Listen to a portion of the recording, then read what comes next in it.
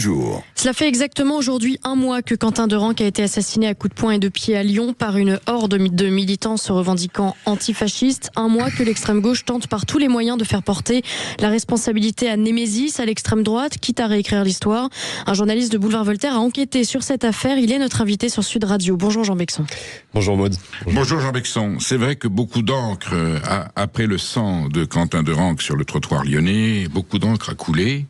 Effectivement, c'était l'extrême gauche qui était si pacifiste d'habitude, si gentil, qui du coup était responsable de cette mort tragique.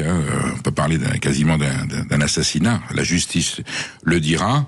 En pleine campagne des municipales, au moment où déjà la France insoumise souffrait d'une image de marque un petit peu atténuée par les violences verbales et les excès et les outrances que l'on entend. Et là, alors justement, comme beaucoup de choses ont été dites sur la mort de Quentin Derenc, vous avez vous penché sur le dossier, vous êtes allé faire un peu d'investigation parce que vous êtes journaliste, et vous en revenez avec des éléments un peu différents de ce qui a pu être dit officiellement sur les médias. Oui, il y a une expression qui dit que le mensonge prend l'ascenseur et que la vérité prend l'escalier. J'ai l'impression qu'on est un peu dans ce genre de cas avec les récits qu'on a entendus, avec les informations qu'on a entendues. Il prendrait même le missile quelquefois, le mensonge. Oui, il dépasse parfois le mur du son, et c'est d'ailleurs dans des contextes de guerre informationnelle, par exemple, il est prouvé que c'est le dégât causé par le mensonge est quasiment impossible à réparer. Donc voilà, j'essaye de m'y atteler, mais j'ai identifié 3 fake news graves, reprise par le monde politique, reprise par des médias qui ont respectables et que je respecte et reconnus, mais qui sont entièrement fausses. La première fake news, c'est qu'on a dit que les amis de Quentin l'avaient dissuadé d'aller à l'hôpital par peur de la police. C'est entièrement faux. Cette affirmation, elle se basait sur une vidéo qui a été diffusée, qui a d'abord été tournée par un antifasciste, puis diffusée par des comptes antifascistes, une vidéo très sordide, sur laquelle on voit Quentin hébété avec un de ses amis, du sang sur les mains qui sont leur propre sang, et on entend une voix qui dit « Si tu veux pas de problème avec la police, ne va pas à l'hôpital ». Les médias, je pense à la presse quotidienne régionale par exemple, M6, ont déclaré que la personne qui disait ça était un des amis de Quentin. J'ai fait mes recherches. Quentin n'était pas un de ses amis.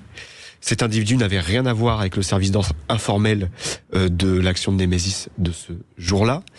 Selon plusieurs sources concordantes, notamment parmi ces 19 militants de pro-Némésis qui étaient sur place, puisqu'ils ne le connaissent pas, ils ne savent pas qui c'est. Jean Bexon, je vous arrête 2 secondes. De façon rationnelle, je prends votre phrase. Je ne la connaissais pas. Soit c'est un ami de Quentin qui lui dit ne va pas à la police, tu pourrais avoir des histoires comme si Quentin avait commis quelque chose de grave. Exactement. Non, c'est une menace. Ça ressemblerait, moi, comme ça, en disant, si tu vas à la police pour nous dénoncer... non, ça ne va pas à l'hôpital. Pardon. Pardon, ne va pas à l'hôpital. Ne va pas à l'hôpital parce que effectivement, il va y avoir une suite. Et s'il y a une suite, tu en subiras les conséquences. C'est comme ça qu'on peut comprendre cette phrase. Et non pas celle d'un ami qui lui dit ne va pas à l'hôpital. Évidemment que si c'est un ami, vu l'état dans lequel est Quentin et ce qu'il a subi, évidemment qu'un ami lui dit immédiatement va à l'hôpital. Si vraiment c'est un ami, dans la mesure où Quentin, de ce que l'on sait de façon formelle, n'a pas transgressé la loi, il n'a pas provoqué. Voilà. Il est victime de quelque chose, donc c'est pas un ami qui va lui dire ne va pas à l'hôpital. C'est forcément quelqu'un qui le menace, ne va pas à l'hôpital, parce que si tu vas à l'hôpital, ça veut dire police. Et là, c'est comme ça, moi, que je l'interprète. Oui, c'est un raisonnement qu'on peut... c'est une supposition que je fais. Qu'on peut avoir. Alors, et en fait, sur cette vidéo, il y a en effet un ami de Quentin qui ne dit rien. Donc, de même, les médias ont dit voilà, il n'encourage pas à aller à l'hôpital.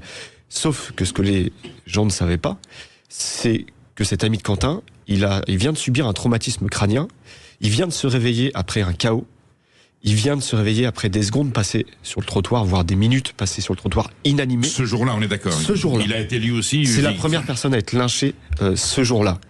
Et on voit d'ailleurs sur une vidéo, prise par un témoin, on voit un individu, un de ses agresseurs, qui...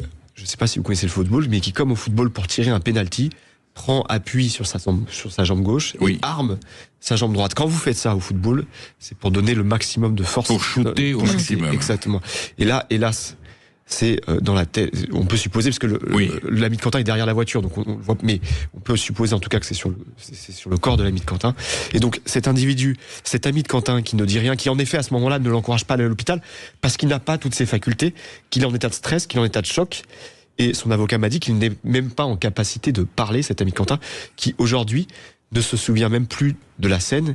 Il y a quelques brides qui lui reviennent en mémoire. Bien sûr. Et ces brides, c'est des brides de l'horreur.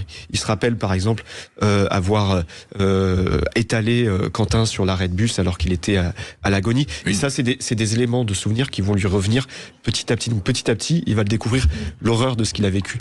Et cet ami de Quentin, je précise aussi, s'est fait dépouiller ses effets personnels par les antifas. Et donc, première fake news, c'est entièrement de faux de dire que des amis ou même des proches qui seraient des personnes qui seraient dans le service d'ordre de Némésis aient dissuadé Quentin d'aller à l'hôpital par peur de la police.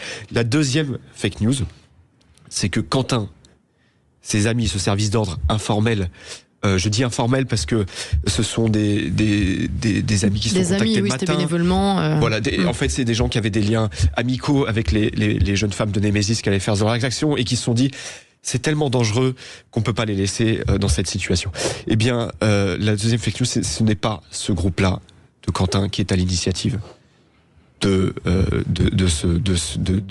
cette rixe, ce qu'on a nommé rixe au départ. Le procureur appelle ça un lynchage. Ce n'est pas, en fait, ils ont vu fondre sur eux. Et c'est c'est la version d'ailleurs de l'avocat, mais c'était aussi la version du procureur de la République.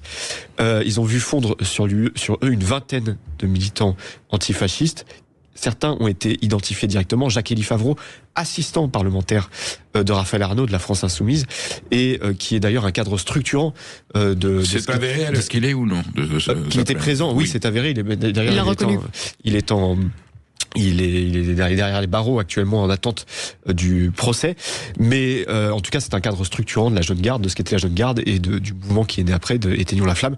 Et en tout cas plusieurs militants qui étaient agressés ce jour-là m'ont dit qu'il était le meneur de cette attaque. Ils ont vu aussi des personnes avec des gants coqués, ils ont vu un individu avec une barre de fer fondre sur eux. À ce moment-là, ils se mettent en effet en position défense. Un de leurs camarades est pris en tenaille, parce qu'il y avait donc c'est d'ailleurs la personne qu'on voit dans la vidéo, c'est l'ami de Quentin, est pris en tenaille parce qu'il était un petit peu sur le côté et il est jeté au sol par les militants antifascistes. C'est celui qui va subir le premier KO. Et donc vous avez un ligne contre ligne qui se forme et vous avez en effet Quentin qui est visage masqué, encapuchonné, qui est avec ses camarades dans une posture de défense musclée, c'est-à-dire avec une position de garde, de boxe. Il y a quelqu'un qui tient une béquille comme pour, en tout cas, enfin qui un petit peu comme une arme par destination. Cette personne, elle fait partie du groupe de Quentin. L'idée, c'est pas de nier ça. Il y a une personne des groupes de Quentin qui lance un fumigène pour essayer de dégager. Donc vous considérez que c'était, on peut considérer que c'était une expédition punitive de la part des antifas, préméditée ou en tout cas organisée. Alors justement, vous parlez de la préméditation. C'est la justice qui devra déterminer. En tout cas, moi, les témoins m'ont dit que avant cet assaut, ils ont vu plusieurs personnes faire du repérage. Ils ont vu une moto, une MT de Yamaha. Et ils ont vu faire plusieurs tours, ralentir devant le groupe, puis repartir, etc. Les caméras de surveillance épluchées par les enquêteurs montrent en effet que cette moto a un comportement suspect. Nos confrères d'Europe 1 ont estimé que les enquêteurs pensent que ça fait partie du modus operandi d'une agression préméditée. Les antifas s'interrogent, c'est une des questions qu'ils posent, pourquoi les militants proches de Némésis étaient venus masqués? C'est une pratique où, alors évidemment, eux, ils disent qu'ils sont venus masqués parce qu'ils sont venus pour casser aussi, évidemment. Bien sûr. Mais en fait, alors, je veux juste recentrer sur les photos. On voit Quentin masqué, ses camarades masqués. Ces photos, elles ont été prises par un antifa qu'on voit sur une vidéo amateur. Donc c'est une personne qui fait partie de l'assaut qui filme ça, qui a extrait des captures d'écran, qui n'a pas diffusé la vidéo entière, qui a extrait des captures d'écran, qui ont été envoyées par des médias d'influence antifasciste, qui ont ensuite été relayées par des médias. Donc l'idée, c'est de confondre Quentin et de dire, regardez, Quentin et son groupe sont venus agresser. Oui, c'était eux les agresseurs. Voilà. C'est eux les agresseurs.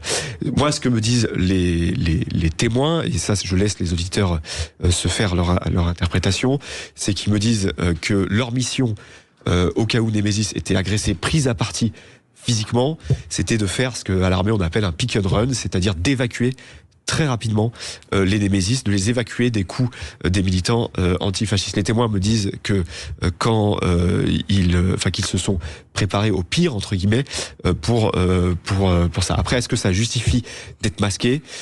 Ça, c'est une question qu'on a raison de se poser. Mais en face, je précise que vous aviez des militants antifascistes avec des gants coquets, dont une personne avec une barre de fer. LCI estime qu'il y avait un des militants Antifa qui aurait peut-être un point américain. Et je pense qu'il faut remettre aussi l'église au centre du village. L'agression est à l'initiative de Jacques-Élie Favreau et de sa troupe. Ils sont arrivés à 20 personnes. Jean Bexon, les éléments que vous venez de nous donner sont versés, du coup, ne sont pas encore versés, ou ils vont être à un moment donné communiqués à la justice pour éclairer le dossier. Alors, quel élément précis? Là, ce que vous avez dit, ce qu'il est fake, est-ce que ces éléments-là vont être portés? La dénonciation des faits que vous nous avez précisés. Alors ça, je n'ai pas d'infos là-dessus. Et justement, j'avais donc la première fake news, c'était non, les amis de Quentin n'ont pas dissuadé celui-ci d'aller à l'hôpital par peur de la police. La deuxième, c'est que ce groupe n'est pas à l'initiative, mais c'est ce qu'a dit le procureur. Je pense que les avocats de la famille Durand vont s'en saisir éventuellement au moment du procès pour les présenter auprès du. C'est possible. Et la troisième fake news sur laquelle je voulais venir, qui me semble la plus ignoble, et à la fois la plus ignoble, mais aussi celle qui a eu le plus d'impact sur l'opinion publique, c'est qu'on voit Quentin recouvert de son propre sang au niveau des mains, et son ami idem. Je précise que Quentin et son ami ont été frappés, que les deux, à ce moment-là, souffrent d'un traumatisme crânien, que l'ami de Quentin, lui, passera la nuit à l'hôpital de la Croix-Rousse pour suivre un protocole commotion cérébrale, puisque le service hospitalier est inquiet, notamment dû à ses pertes de mémoire, qui sont quand même graves après un choc. Et donc, donc ce n'est pas le sang. Et en fait, ce qui était insinué dans la diffusion de ces vidéos, c'était, regardez, c'est Quentin c'est le sang des antifascistes, etc. C'est entièrement dont il se serait, j'allais dire, recouvert lui-même ou tout. Ce qui est quand même assez fort de café. Et en plus, la vidéo n'est pas tournée avant le lynchage, elle est tournée après le lynchage. Elle est tournée à 18h07 au 14 rue Lagrange. Après cette première vidéo qui a été diffusée par TF1, où c'est plutôt clairement, on voit, alors j'ai dénombré 10 coups portés à la tête de Quentin. Il y a un individu qui se met à califourchon sur Quentin pendant plus de 20 secondes. Un autre individu qui semble lui tenir les pieds. Alors il y a deux hypothèses, c'est soit pour le maintenir lors de ce supplice, soit pour lui dérober ses chaussures. C'est l'avocat de l'ami de Quentin qui me dit que c'est une pratique assez courante de la part de ces groupes d'ultra-gauche. Bien, Jean Bexon, merci pour ce témoignage. Évidemment, nous restons vigilants sur cette affaire qui aura des suites judiciaires et médiatiques. Et je pense que vous serez présents si nous avons besoin d'un complément d'information. Vous serez à nos dispositions. Et c'est nous qui serons à la vôtre si vous avez besoin de communiquer davantage sur cette affaire. Merci, Jean Bexon. Un plaisir de parler vrai sur votre antenne. Eh bien, écoutez, merci, Jean Bexon.